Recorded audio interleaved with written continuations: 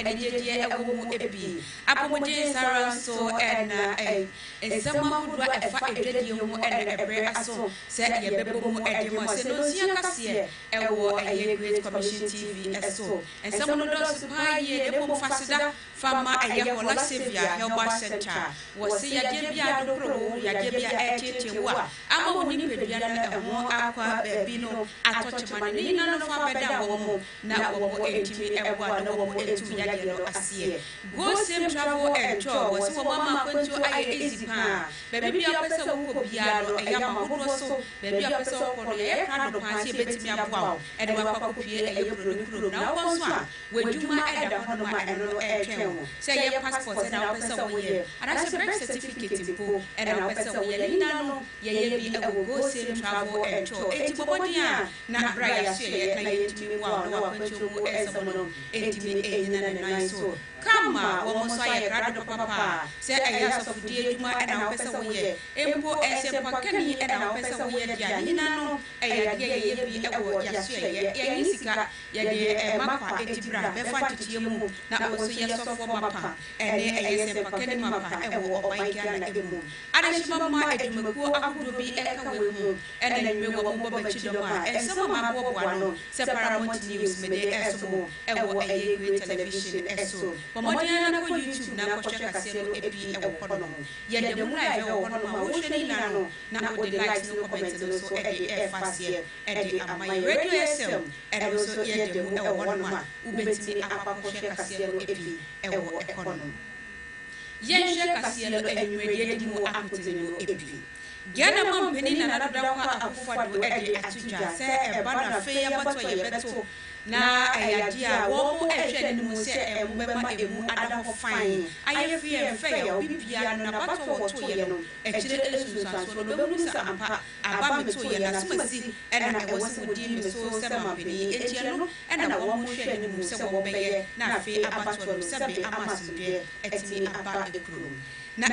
fufuro mu enso osofo wono ena ehwe esumu na mu ensamoso ede atudwa se eba no close season na se pona daya tuna afili dia de July bosome ne de dikan ena wo mu ebefi asie entiafarefo no emma no ena wo mu ho so na yede obeko ensam fufuro emu na Dr. Amin Adam wono ena eye osofo hwe Ghana yesika sam ho ensamoso wode atudwa se die Ghana yesika sam enkoyie na ye economy na ye bisi basa no wo enche kura no eba be frasie na etimi agina ne nan so o mahodo so ensem emu ababeto dwase Sudan man ni mu die sese die ekompa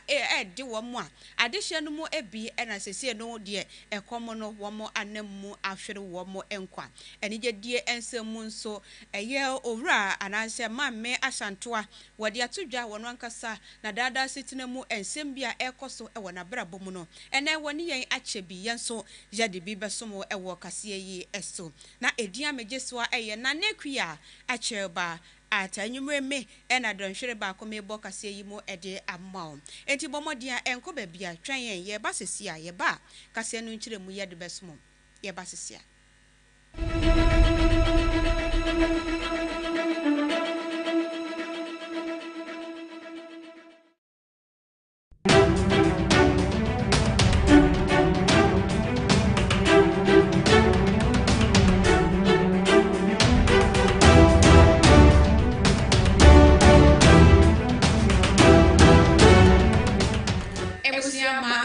so na me mama ba fejebre na tie kase no enchemu akasa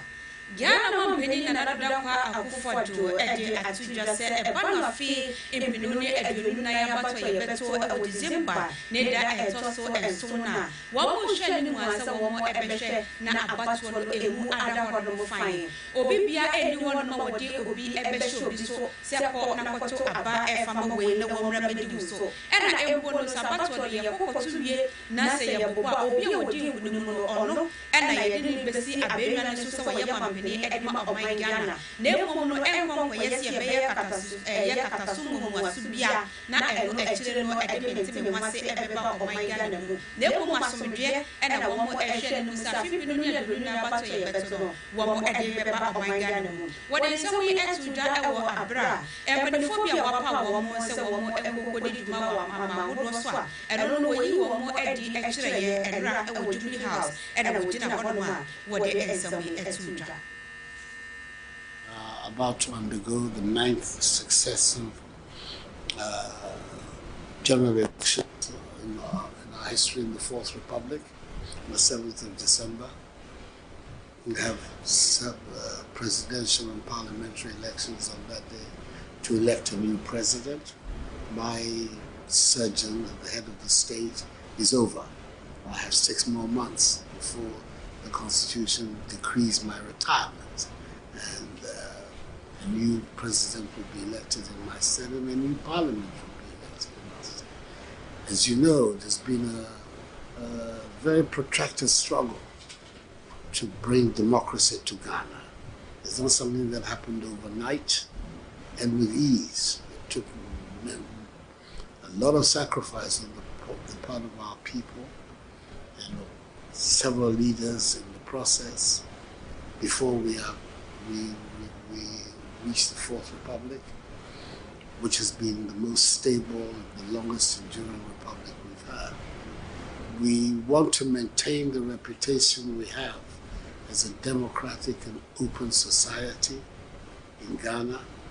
and we're going to do everything possible to make sure that the elections of the 7th of December are free and fair and credible.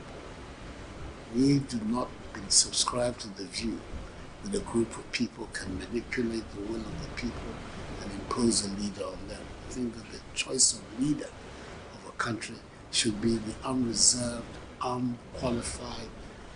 exercise of sovereign will by the population of the country. And we're going to do everything possible to make sure that the elections that are held in December reflect the will of our people and not attempts by any particular group of people to impose themselves on our country. That is not the system of government we have chosen, and that is not the system of government I intend to support. Nagana mampeni ne kasemu ena wasande to asese say na say to aba ewo omanga ne mu a adehye no mo ebi ewo hono ma wo hantan ne wo dwe no ewo no ena esori ye pa ene obekwakodu hono mo na hyese basabasa ye enioma eni se wo mo eye no ena wo mo kokoye ewo abato no ase enti afei adehye no mo ebi ya pa wo mo a edie da wo mo so ene vigilante fo no ene obemunu ne wo ma betikanti eno sankofo no eyade wo ba behye emra ede ama wo mo ewo afei ya bato ye ba beto no emu enye se ye beto aba no bewie no na echire tutuanso no akwakọ ye mo jesuego anase basabasa yo ne mo no ye beto aba no ebewie no na kyese asomdwe ena ede eba enti afei die enye de wo mo ebejeja wo mo de obeye na wo mo etimi aboa ama bato no aye asomdwe no eno ena wo mo ebeye Ghana mampeni na nada kwa kufado wode ne sem etujase. Look ahead to the upcoming presidential and parliamentary elections in December this year. My unwavering determination to ensuring that these elections are conducted in a manner that is free, fair, transparent, and credible. Ghana has been in our generation a beacon of democracy on the African continent, and it is our collective duty to safeguard this reputation jealously. Anyone who seeks to subvert the free will of the people will be dealt with in accordance with law. No candidate or political party is superior to the will of the Ghanaian people. Government is determined to enforce strictly the law on vigilantism. Any individual or group found culpable and falling foul of the law will be made to face its full rigors. Vigilantism has no place in our democratic space, and we must all work together to ensure a peaceful and orderly election period.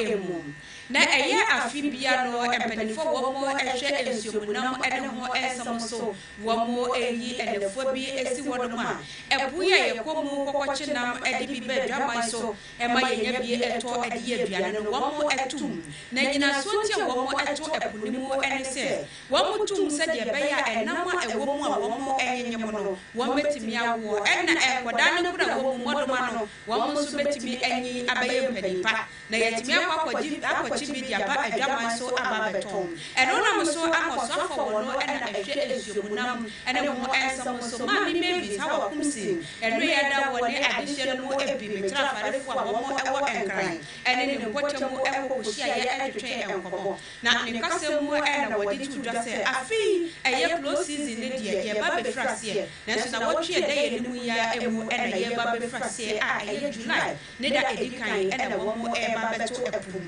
enti amafoɔ mɔmɔden sɛ wɔn ɛbɛma no ada wɔn so ɛnkɔkɔba sɛ dane de nyinaa yɛbɛto mu no na ebi mu awie wɔn akɔkɔhyɛ baabi na wɔn ɛkɔpo akɔkɔpɛ nam ɛno ne ba ne saa ɛmmoa ɛyɛ mmara enti sɛ ba afarefoɔ ɛne wɔn a wɔn yɛ adwuma ɛwɔ po so no wɔn nyinaa ɛnyi ntum na ɛntumi ɛnkɔ n'anim. Stakeholders agree that the implementation of closed season has been beneficial. To consolidate the gains made, it was also agreed that the closed season be observed in 2024. Through the collaborative efforts of governments of Ghana, represented by the ministry, the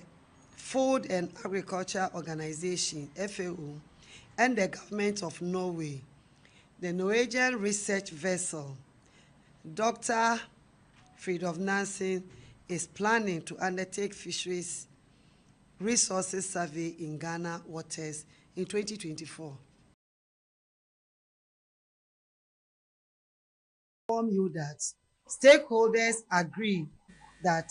the implementation adeshimama ɛne na yenya ɛnam no na wɔn nɔre na wɔn enyi enye empanifoɔ ɛno no ensɛm a asɔyɛ wɔn ɛhwɛ nsuomunam ɛne ho ensɛm so ɛde aba abɛtutwa yɛnkɔ ensɛm foforɔ emu yɛkɔ ensɛm foforɔ mu ɛde a na deɛ ɔman Ghana mu ɛnkyɛyɛ bia ɛna ɛba bɛtɔ dwa sɛ Ghana yɛsikasɛm no ɛkame sɛ ɛnkɔ yie ɛkɔnɔmi no akyekye akwansam eti mpanifoɔ ɛde ɛhyehyɛ egu apono so wɔn mo kyerɛ mu sɛ ɛdin ɛda so ɛyɛ debt ɛyɛ restructuring ɛne deɛ wɔn mo sisa nneɛma ni na ɛtumi aboa ɔman Ghana yɛsikasɛm no ama no ɛgyina ne nan so ebiem ɛno deɛ baayɛ ɛma bi mu kura no wɔn mo sika deda banks ahodoɔ ne bonds ahodoɔ no yɛtwitwatwitwa bi mu deɛ mu a na sɛ sakora bi aba baabi kura ma bi mu na wɔn mo ɛnte wɔn mo ase na ɛno na Ghanafoɔ no bi kyerɛ mu sɛ yɛyɛ wɔn nyinaa wie yɛ no kyɛ sɛ Ghana yɛsikasɛm no kura no still ɛnyina ne nan so sɛdeɛ ɛteɛ no ɛno nam so amɔsoafo wɔ no ɛna ahwɛ sikasɛm no ɛnsɛm so ɛwɔ man Ghana mu owura Dr.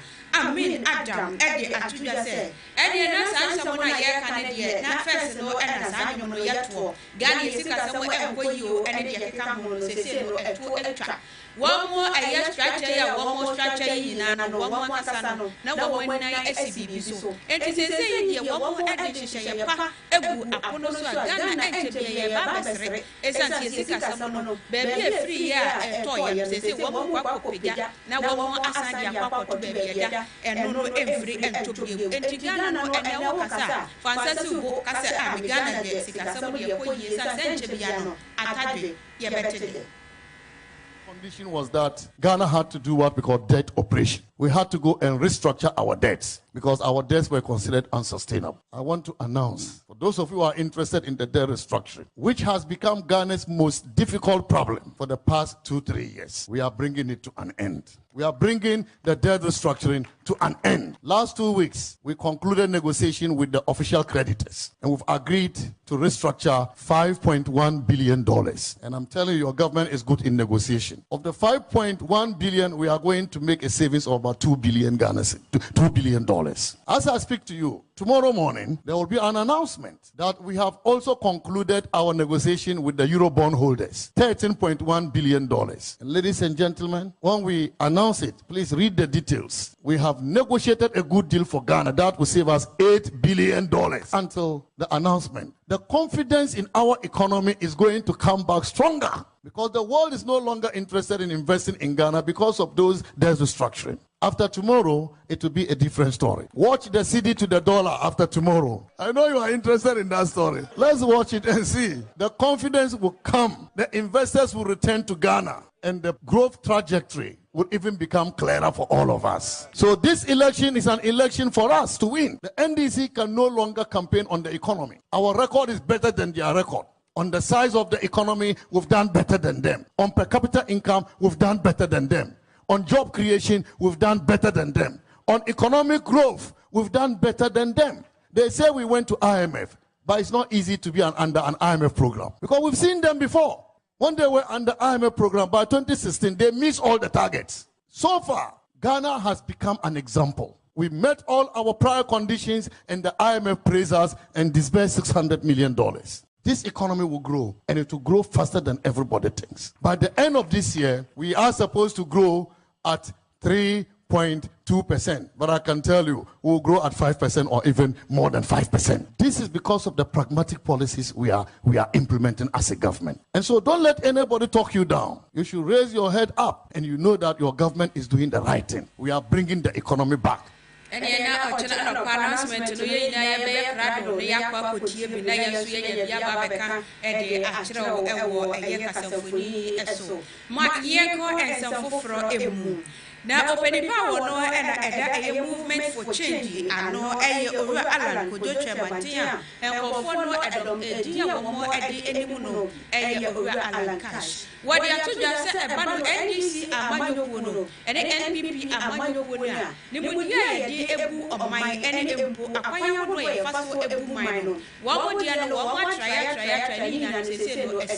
one more five, Nina, Manesi, and Tiseno, Sabe, abandoned the do my any of way, Befaso, not Yadan, and your many of my Ghana, now yet to me, Aqua, New Essa of my Tiseno, and this is the NPP, Nina Asa, Etikabaya, Yasian, Mumina, and Shay, Etian Swan,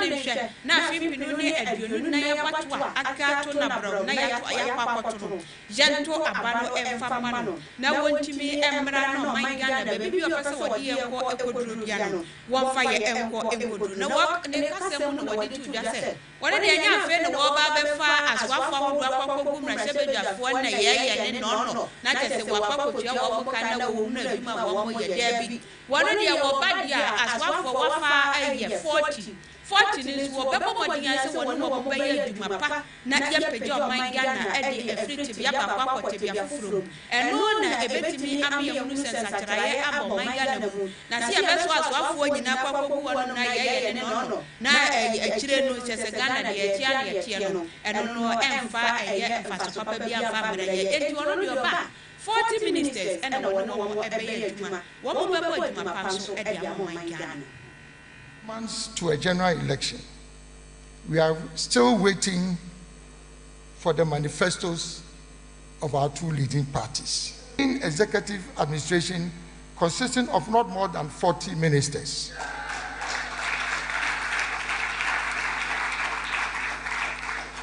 Eliminate sole sourcing in public procurement and contracting to ensure value for money,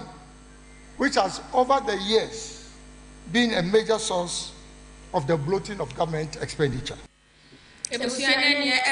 Ministers 40 and what did Bay Duma and the Betimia my Ghana at me accord the new over Alan maintaining some of the Atuja and and we faster from our last Sabia Helba Center. Was a year bay and air to when to the Bian whose one is a year to the home. Oh, sorry, and upon a year, drew them ahoro kura no na wonsama wo kan no ntimi yade haya na odi bi besidie nanso no na me kan fo kola Savior Health Center e de amount wo mo na wa be funfidi a woduru wono ma wo bo amane enya fei ene ye kwakotu moja kwakohwehwe mu ahunu yade ha de bi yade mfidie na ye adwuma ma hinsa hodo enti woduru wono ma wo da wono ma ne yade afefo no penu woni pedua no so ba bibia yade no hye bia no na yatimi ehunu ne ya ma wo aduro no so yade be ma wo ebetu ase one time quick enya fei na wo kwa basa beje foforo da bi aduro no ba ko na wo kwa no no eno a ena ebe ma wo yade no ase atu enti wo pe we wo pe de ben wo kwa ne na ma yade aduro bi ayi bukata na da bi enti hwehwe kola Savior Health Center na fo ani kire mu e wo no ye o mixture sahodo so no so ya hye ne tuwa mu a eno no etimi etusto kase etudi yade bibia efa ne yade a e wo ni pedua mu no wo mo eye hu ebi e wo eye kola Savior and Health Center enti fo ani kire mu ho na wo mo emwa Enagad medicated toothpaste and no bano apose papa etimi eyi enumuka na etimi ema wonu eda hono eno kra na beba kom yadewo na bibi yusu bi na bi nimu se sa eduro bi wo hono etimi me kom dewo wutimi de eduro tutu wo se na so bebi na aboso fono wutimi kra na wadidi hola eye Enagad medicated toothpaste de entisa wuntutu wo se no wanu beto so na atenwan wo se no so asia te a ebi wo hono mo dodo mu no na chese enkuronkuro bi hihye hono mo ebeyi ni nyina ama wanu ma yehwa papa enti kwa dama so na kokko hwehwe Enagad medicated toothpaste ni bi eto esanse abu sesi anu a Enagad obia eyusu wunyusu bi dia na chese wo de wunya ante wasem enti enumere ena me kan fo ama se kwa dama so supermarket bi abamu empo provision store bamu bia no wura hono na ko bisa wo be ma bi enkoda ene empanifo nyina etimi editutu wo mo se enti kotobi na abusua no mo nyina mo che emfa go same travel and to yesi ama kwantu aye easy enya fe na kwakọ gina baabi no wakotu 3000 2000 ya ma wo bio no wakwakọ bu afa so wo de wo kwa bro chire de bi sa de no enya bi dia e wa bra go same travel and to e wo hono mo wo mo no wo ma ye krado dia ma obi bia se ye Canada and na pesa wo ko UK abro chire ye fo and na pesa wo ko ni na no ye be bua emwa kwakọ du wo no ye de ne de e da hono pa na so batakaria do so die wu kramo fo papa no ye no kramo no ye ne ye de twa ye furu ma ho ene da ena wo mo tete ye enti no bomodi hwehwe go same travel and to ye mo akwantu no enye easy se enye birth certificate ena pesa wo ya ni na no ye bi ewo ya so ye empo passport ena pesa wo ye so ye bebo na watimi ayebi kama wo mo eto sa afro se o pesa wo ye sofo ewo manga na mu empo no ye sofo na wie na so no asore no enye ni na ni asore bi wo hono ma woni ni na so bi a wo be ko be wie na wo be wo kura na asore ba yentimi me ye wa asore esanse enye asore papa bia nanso betimi aye asore ni afra wo sa asore wo manga na mu dia na ne hwehwe kama fu akira kwan na wo muntimi fa wo emfa titiye mu na be ye sofo mapa e wo manga na mu na wo so ti wasore na wasore ma emfre wo dadi adachi mama enyimre wo mo ede dum ku wo mo kuta mi mu bo machidom e mama de ensam yi ensom ko YouTube na ko share kase no ebi e wo e hono Paramount News e wo Great Television eso udu hono ma wo boss ana chese edemu wo hono ma wo benya bi ahwe Radio SM online and also ye demu wo hono ma enyimre ye twa ye frede ene udu hono ma wo se ye na ye ene ye da hono no wo hwe ni na no modia na frede wo nua so na ko so ehwe bebia wo nyanche se yapa ma yentoa ensam no eso yet waso dia ni yeda so agina owura alankyerɛ manten wo no afafranto ena ɛyɛ de sembo enti wo kyerɛ mu a sese de wapadwumadie bi ho entoma ɛno no ɛyɛ GTP ɛyɛ Great Transformation Plan na ɛno na wo kyerɛ mu sese no so man ya ne betimi akwa yɛnim na yɛtimi atumpɔn sɛ ɔman na yakwakoto yɛnua no abrɔfo yi ɛdia agye sɛ Ghana timamufoɔ no yɛtimi ni akase sesa yadwe ɛne yakwan bia yɛde di dwuma no yɛtimi ɛsesa no wɔkyerɛ mu sɛ ɛyɛ ade a dwumadie wɔpa ho entume ɛba bɛboa pa na ɛbɛbono no atimi aboaye amia so yetimi agina ye nan so ebi wo hono mu a wono ankasa no eba no abatoɔ ne ɛho nsɛm wɔ ne mu ho hwee nanso no ubewie no na kyɛsɛ wakwa kɔtɔfɔm ɛwɔ ɛhɔ no ne nyina ne sɛ wɔde ne ho akɔkɔdɔm amanyɔkuo ebi ɛno na wɔkyerɛ mu sɛ obi wɔ no mu a wono ankasa na yɛ ne so ade mu so ɔbɛyɛ bibi nanso no ɛho teteɛ no ɛna ɛka akyire kakra enti wɔno owura ala nkyerɛmante deɛ ɛyɛ GTP Great Transformation Plan yɛ wɔde aba no ɛba bɛboa ɛmabu no enti yɛ mo wɔde ansa afipinu ne aduonu na abatoe yɛbɛto ama no na ne nusu ade mu no atimi abɛm na atimi aboa ama ɔman Ghana so afa ne toma pa efra. It's comprised of 6 interrelated clusters: economic, governance, infrastructure, social services, environment and natural resource management, and last but not the least, behavioral and mindset change. Each cluster has a number of pillars, thematic areas, and policy solutions. The plan is significantly different from the party manifestos that have been presented by the 2 political parties that have been in power in Ghana for decades. The policy solutions under the GTP are concise, clear, and action-oriented. 1. Reduce the current size of government and run a lean executive administration consisting of not more than 40 ministers.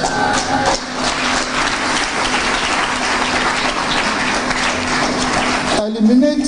sole sourcing in public procurement and contracting to ensure value for money, which has over the years been a major source of the bloating of government expenditure. 3. Consolidate into a single administrative unit all existing government departments, agencies, and other public sector organizations which have overlapping mandates. The Ministry of Energy, for example, has 14 different agencies under it.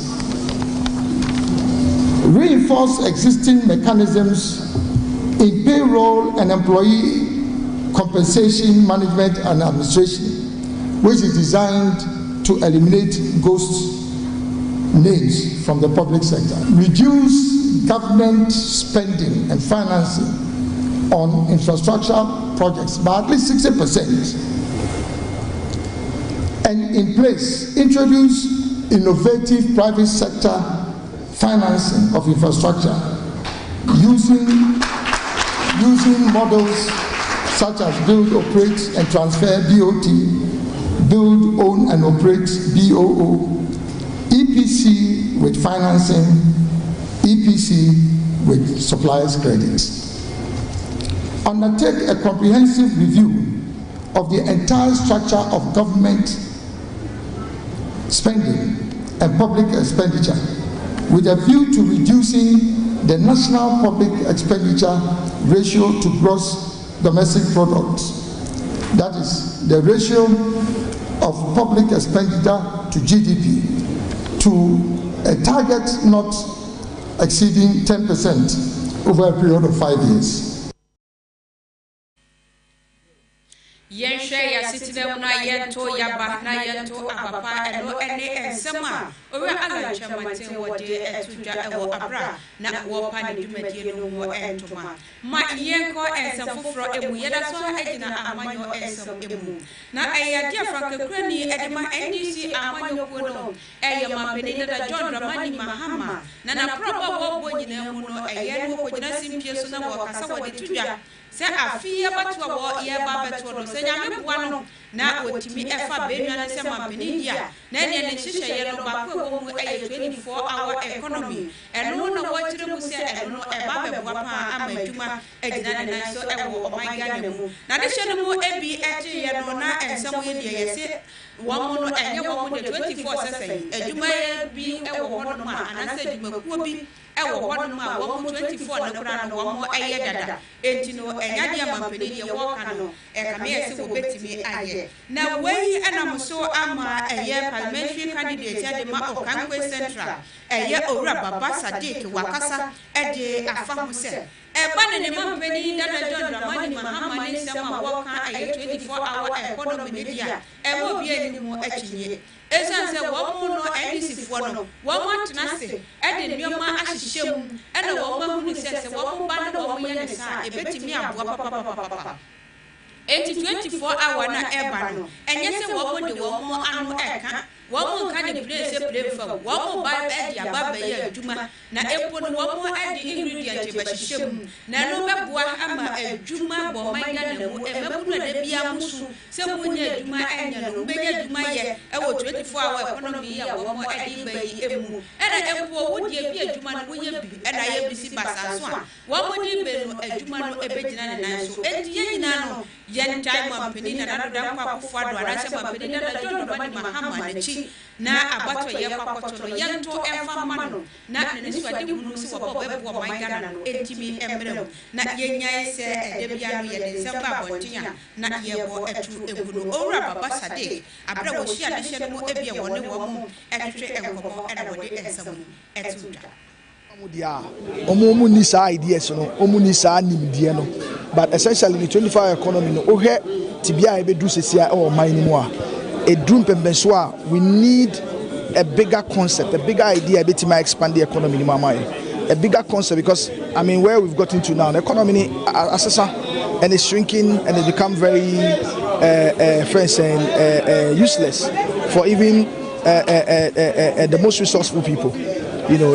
we're looking to create an idea a bit to making sure say some of the demand that we have within the country are anchor. You're importing yama to meet the demand, you know. We were able to support businesses any almost one bit tonight and meet this particular demand, you know, just so we can expand the economy in terms of or create growth opportunities for them, expand the economy, and then ensure say teach you and maybe we bit many Jumai. And in a 24-hour economy, you're trying to bet me about so that you know, Yade, Yamu, Ajimu, my yanko and some fufro emu. Yabo era and some fufro at Yanania, Wosam, Abba, Abatuja, and no, a ya crisposity and no Caswa and a war, a wood to Senya East. And one more metre and 50 months and some way a sea a war economy. Na and no and Papa won when you and fish abuse. Ah, one which them were dear done so a Owura Joseph Kweku Kranting. Na en canono not were your sophomore mapa at the Ma Apostolic Church of Ghana and no go mwanyano and a nut within Juma ewo. One more at the Musa Papa say no wakot na homi GMO entino wababetina kaswa wash na a yena in fear no ebi ekwe ni musa 60 ni 70 hono mo na eya na ye nipadua no ba bi no ye sore a na ye ho emfaye enti na wo se de bia no ye di akoniaba ewo ayaresabia ekokohwe ye nipadua mu se bibi foforo aba nipadua ni mu anase de etie na etie eno na Owura Joseph Kweku Kranting anope wo sore ye se wo kɔ ye Kaswa hospital no akwakohwehwe ni nipadua mu se empo no de etie na etie anase yade bi abam wonam kwa ho a wo kwa na kyese enya samoketo yi ka bi a ye kire mu se taxi and registration number no GS 8200-20 na wono so aso anu akyese enya samoketo a wono efri Kaswa hemfo se hemfo wono so etwamu ede akọ Cape Coast hono mo no wo mo ogu hono mo kire mu a na speed ni de enya samoketo a wo mo nim se ne wadi loto ene wo kwakwaje ni sika o se enkofo na eta no ene wono so wo dwane o ena papa etwamu no kyese wo hunu se sofo ena mo hono mo nyame nim papa bi a nyame asara ne wo kwakwaje ayarehwe wo hunu ena nani na pawu na kyese papa yi wo to fo ma kodwo to wankasa enya de wotumi ewo ne nan po eme ehunu se papa wada so ti ase ne yefa ne ntu american kopie mu ayaresabia ne wonkonkogya yarehwe wo mu kire mu se ka na pem na sebe woto hono ma na woto anananom ewo ensie do na ene na ye na chese kaso posifuo wo mu so ba bepie mu ewo hono mu wo mu adi adanse a kire se papa no de sese no waye nyamedia nanso abrantie na wono nso wode ka yi kokopem papa no aposifuo bepie mu ho de na enya de ebegya no ama no akofie se wo kwakwadwojo ne ho aposifuo ensa asonimu na no na de hye no mu bia eben ho ye ne wo mo twetwe enkomo no wo mo kire mu se eba no se abrantie ne de wo mo de kame se na wafa bibi adi wafa bibi wo fomo ena adie na kyese wo kwakotwa bi ena wode esika ne mu enti no wo mo hu ne se eno na afa na ni so ama no sebe papa a wanya mfihye aduasan ede ekode sese no wakọ akọje ne kra ede efri ni nsem anase wama no atwa nananom ewo ensie do na asemu eye kaswa Crispo City ehodom ena esiye na eye ka number GS 8200-20 ena anope sebe wode akakopem papeya wono enkane no na wo yosofo mapa edema apostolic church of Ghana they say the waye media empedifo anasa posifo ekire mu se wo mugusu a eye asem no enhwehwemu enti de beto dwa bia no yenso ye di asem no chi a ye de ebeba besomo ne wahunu de ekoso ewo ensem a eno no eba ye no emu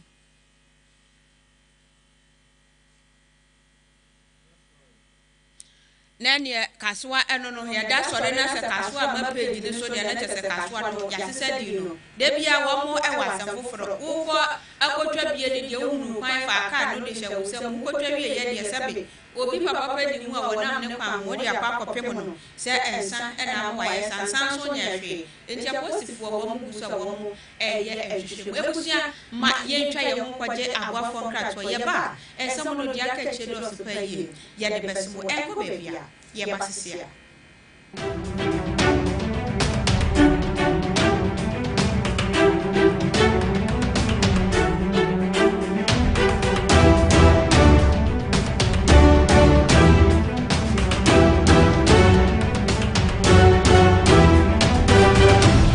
ma yehunu se enam yensu asai na yenuane enyo organic ntino se yedi nuane wei na yenum nso wei ko eni pedue mu a yare bebre na de bre yen ne se nti Hola Savior Herbal Clinic ena mabode nhwehwemu akofa edo bi abadwama nso a yefa ne Hola Herbal Mixture edru ewuru ntin eni mmogim yare pen ena intiminsa se wonu Hola Herbal Mixture na ekwu ni pedue mu a eruru wontin ene mmogim na yare bia nso efi ni pedue mu na mani pedue no ahoden foforo wodofo entina se mayare nka wonto ho ansa watamusika pudru se wode kwasa won ho yare wabra Hola Herbal Mixture ewo ho edrui anwonwade eye woni pedue mu ntino adraverfo carpenterfo ene dwodifo ene ganafo nyina agiatu sempo yakatro se wo yare no eye sunsum yare a fagidie na num Hola Herbal Mixture na obenya wa yare sa Kwajiru dio Herbal Shop ene pharmacy biemu etufo mfre 0240 409991 Hallelujah Nyankopon tumi wo so Nyankopon wo sra e wo so na se wo pese wo kope emu nimdie se na be ya betuma ye adwuma wewe bre mu a Mekanfo Center for Apostolic Ministerial Apprenticeship kama ene dia maun Center for Apostolic Ministerial Apprenticeship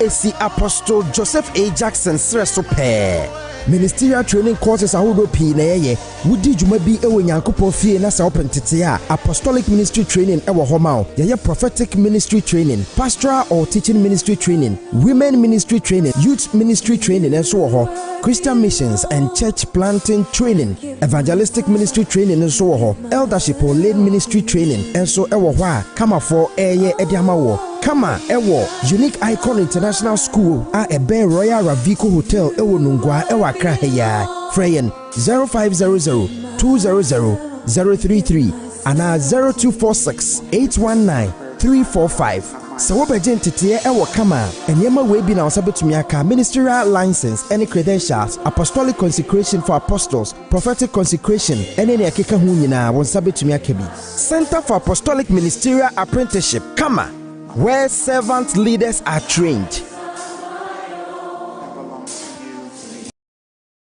Oh yes! A brass of say wobeba o diet so so person yen training no abem e kwan na bie ejira me de the Ayam Media and Professional Institute echrewe the Ayam Media and Professional Institute ye bia ye tete nzantwefo e mo be ye nzantwefo mapa ye de wo mkra ne say practical ne 80% and a theory ye 20%. So we wanted to hear the Ayam Media and Professional Institute. You be more quiet intention. Our Great Commission Television and I think so Radio SM Online and now radio and that TV station. Yeah, I did do my Ghana and Titiana Yedema ono. It be graphic design, motion graphics, video and audio editing, camera handling, TV and radio presenting, communication skills, media law and ethics, media production, news writing, editing and reporting. It is a JHS Nwewie and now SHS and now pushing upon say University akwenya ne da oma and ye men say adajo Fred the Ayam Media and Professional Institute CA I was 0544 713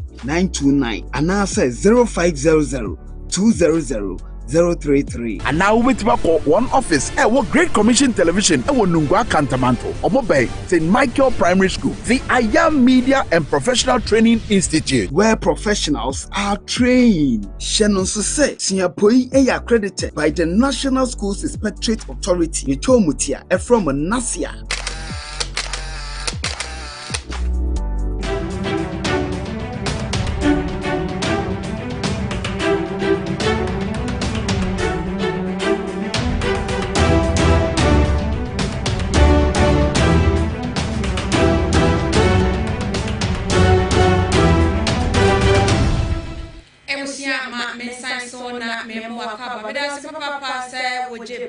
na woni ye etna ye ma ye ko ensam foforo emu ye ko ensam foforo mu adiana ye ko obi mai so ensam emu na Mami Kate was one head of the United Nations Children Agency UNICEF one and wodi juma na no and wodi atu just say e bono eye omanya hodo wo ekire wo pa ewo aduane mu dia na ne Sudan man mu and wo ye bibesi wo so pa wo and edikan Sudan man no wo and edikan ewo aduane ahokire emu wo kire mu se enye se bia efiafie mu pe na womo enya enuane eni na mmom suku sa hodo e wo ho nsumpo no womo ekokopie mu wo hono mu a je wombe di kura no eya na eho ayedin wo kire mu se eba no Sudan hono mu a eyade enuane womo edie no nutrients wo se womo enya ewo mu kura no womo enya esanse ye ma womo anakopie mu suku na ye bomodin na aduane ye che wo hono mu no ye de emusi wanimu dia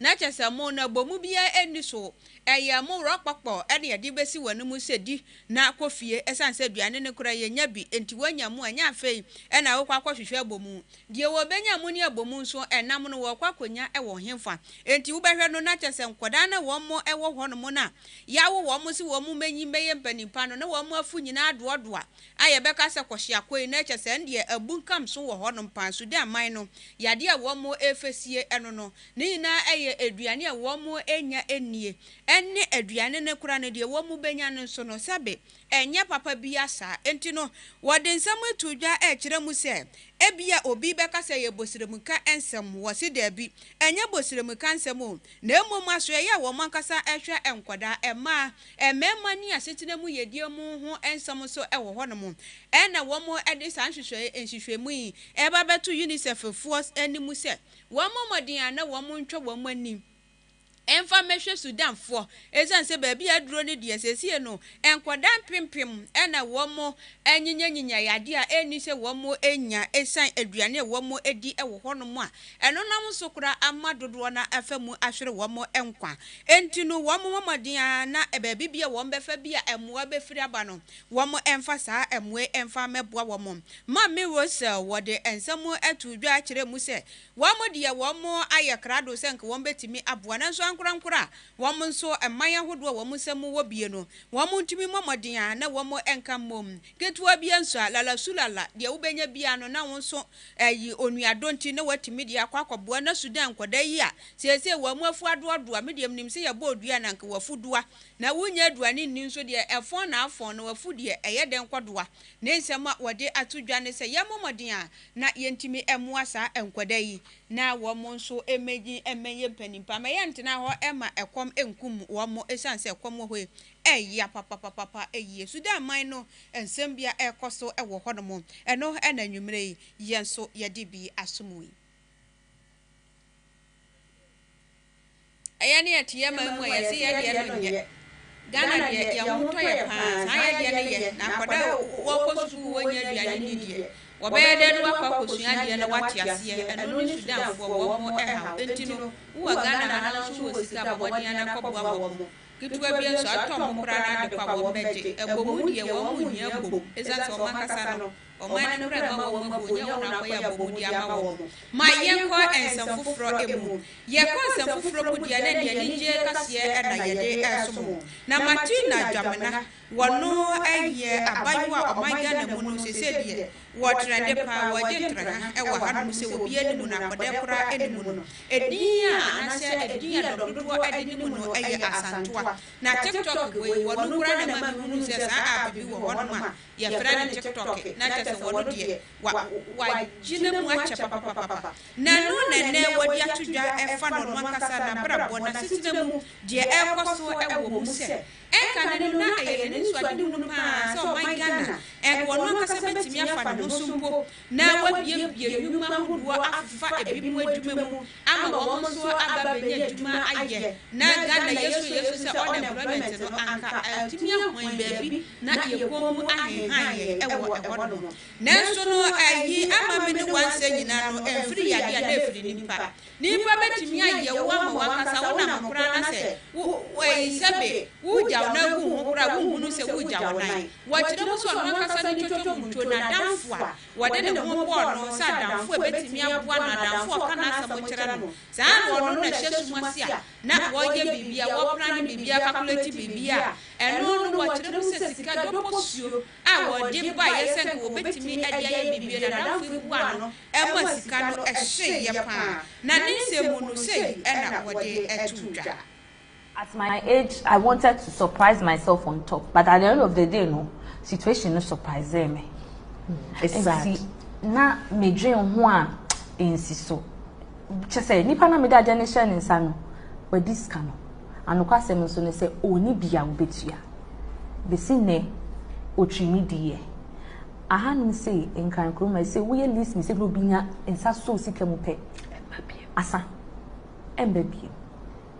So I was emotional. I went through it. I was sending an American and America say I will involve my husband. I mean, he's in somewhere else. He's not in Ghana. So I wanted to go through it all. I remember at a point, certain big people reached out to me because the story was out there. At dawn, Delay would call me and pray with me because I had to say, Obia or Bible Job, he lost everything. I remember that at a point, maybe because I invested everything that I had at that point. I think he said the next month I'm moving into my new house. I even invited some friends to say, "Me baby, me fiano." Insi ha me ye pa. Me di misike nyina ashim. Insi na misike nyina san. And big shout outs to my colleague TikTokers, Ekia Official, Jacqueline, Wesley, Dance God. It got to that point where I didn't want my husband to know I was that broke. So I had to talk to my friends. They came through for me. They contributed for me. I started because now me to me, oh, family so percent only me juma energy ni ho. Me to me, I was telling people I'm not working. I am too busy. But now me shame that them me suana adiachi, na adiasa, na adiachi. at my age, I wanted to surprise myself on top. But I don't.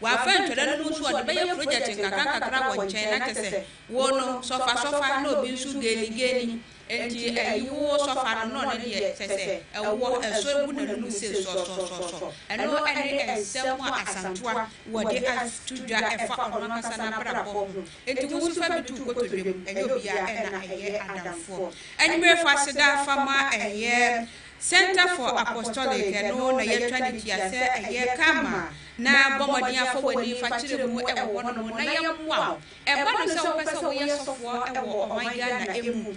wo yesofo na bie na mu penchechire bie betimi aboa ama wakasa sori na wo ye no etimi akọ nanim bomodi anafo wani chire mu ewo yaso ye betimi aboa embo se wo yesempa kani ana se opese wo frase na wo kan sempa na ebo mu no eye wo mu quotation ade beko eye quotation bia na ade beko ko dina kwa se wo kan sempa ebi wo hono ma won se wotimi hu ne se wei ana me de kwa beboa me ana sesei ana ensempa kadwuma no de mi wura mu a metimi aboa twe akra ede ama ewurade etini ni nyina no benya bidi adane eye kamafo ya so eye ana ye betimi de wafasa adidie mu asori awo no wo pese wunya sam doctrine bi eno no betimi a kire se o asori we ye nyina suoni ye bibini no nyina no eye kamafo pe ana ebetimi aboa etifo ni kire mu ewo wo mo yeah. Nungwa ahonomo ena womo ewo eye Unique Icon International School womo ewo no no ubehunu womo ewo no womo ben eye Royal eye Ravico Hotel na ubetimi epusu eponipa so ewo amatufo we say 0246 819345 0246 819345 and I say 0500 200 033 enti frempani fo na womo eni wasore no mo enkomo na wo mo entimi emu a ebeye sempakani ewo mangana mu ananse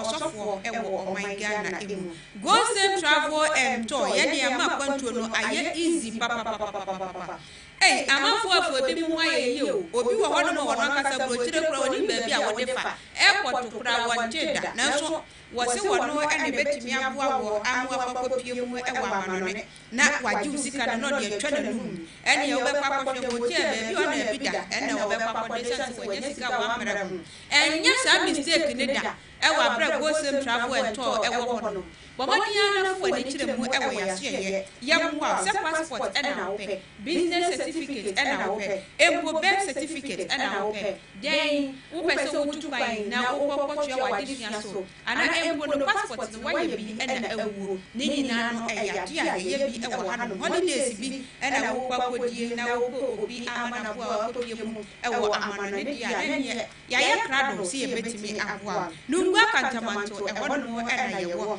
ye Great Commission abronsan esuro no a ena ye butu enti bomodia na bra na ye timi emfa wo emfa kwan ya betimi akwa amanone na wakọ akoye djuma nya fe na akọ hwe djuma edjuma ni ahwa to wadada enti wokọ ya na wokọ akoye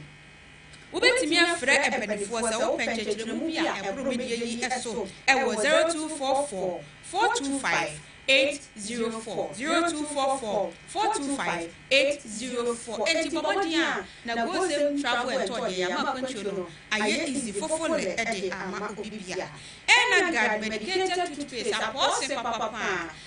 toothpaste bi ewo hono ma ututwu siwie kura na wanu mu ebi da wanu a enhyehe eno so kura na hunu se eye paste na da wanu se da wanu alie ube wie no na kyese wanka ti asabe udidi afacha me na wakwa akofe de wadie no da bi eno no enye toothpaste toothpaste ayobi na akeka nyoma bi abom wode na mabonte na sese de oman no bi aja tum na adwaman so amanfo efom enra kra me kwakope bi ato nyanya mi amaame no no oba kwa kabanya bi ato esa sese si anu no bi aja tum eno ye energy medicated toothpaste apose papa betimi am wonu ada hono wo so swate na wonu enka no aye hwehwehwam uduru ba bia na kasa na wo mu busa maame toothpaste be e na wo yusu na wa kyerɛ wo mo sɛ ye energy medicated toothpaste eti bobodi an kwa dwaman so na akɔ hwehwɛ bi e wo hono wo pɛ ne doposio so atu apa akɔto a ye krado ye bɛboa am wanya bi atɔn na no so wotɔn a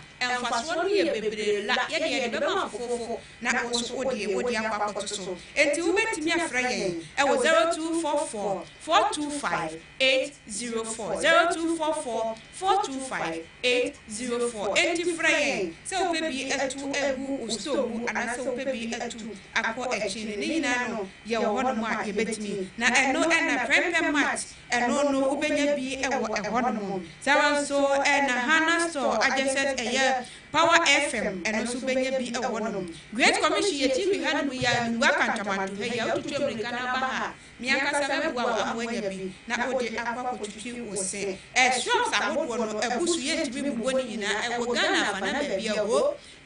framanche mo fifini manche mato ye ko ya na fo ni nyina no ena gade ato apeti ba bia ko pebi na fa twitwi wo se